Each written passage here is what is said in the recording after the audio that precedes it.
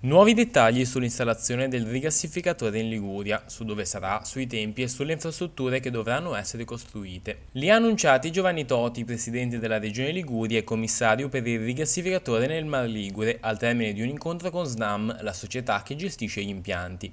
In Liguria arriverà dalla seconda metà del 2026 la Golar Tundra, la nave rigassificatrice che al momento si trova di fronte al porto di Piombino.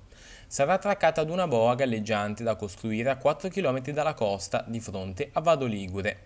Da lì un tubo che passerà sul fondale porterà il gas fino alla costa per poi allacciarsi alla rete nazionale. Giunge alla rete nazionale attraversando i comuni di Carcare, Cairo, Altare e al confine tra Quiliano e Vado. Vado è la sezione di sbarco, quindi un pezzo poi di rete che collegherà alle condotte già esistenti. Un impianto di rigassificazione che, continuando a lavorare sugli attuali volumi, si prevede soddisferà il 7% del fabbisogno nazionale di gas. Tutti di voi sapranno che la capacità è già stata praticamente tutta venduta per i prossimi 20 anni, quindi oggi lavorerà al 100% nei 3 anni in cui è collocata a Piombino.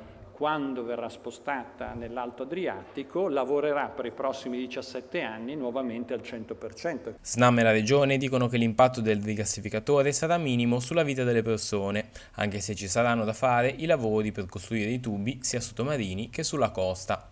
Più avanti il governo negozierà con Snam delle compensazioni per i comuni che saranno toccati dall'opera. La nave, come veniva ricordato, è una nave nuova, che è stata costruita in tempi recenti, riammodernata proprio in occasione dello spostamento piombino, ha avuto tutte le autorizzazioni di sicurezza.